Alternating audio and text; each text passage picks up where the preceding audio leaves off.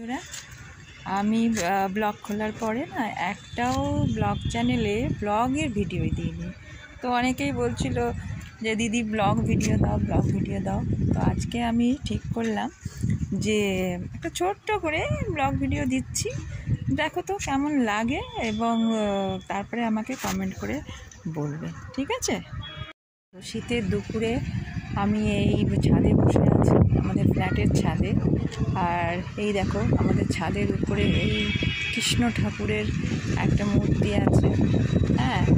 আর দূরে দেখো কত ফ্ল্যাটেই ফ্ল্যাট, আমরা ফ্ল্যাটের চারিদিকে ফ্ল্যাট, তার মাঝখানে আমাদের ফ্ল্যাট বাড়িতে থাকি। তো চারিদিকে দেখো, আমরা ঘরের সুখ পাই না, আমরা শুধু ফ্ল্যাট দেখতে পাই।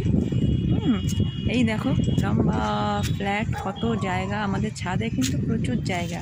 রোদ যাদের বাড়িতে আসে না তারা আমাদের এই ফ্ল্যাটের এই ছাদে চলে আসতে পারো, রোদ খেতে পারবে ভালো করে, ঠিক আছে? আর আমাদের এই ছাদে দেখো একটা এরোপ্লেন আছে, এটা কিন্তু জলের ট্যাঙ্কি, জল থাকে এটাতে, ঠিক আছে? এটাই হচ্ছে আমাদের ফ্ল্যাটের হচ্ছে বিশেষত্ব, বুঝতে পেরেছ?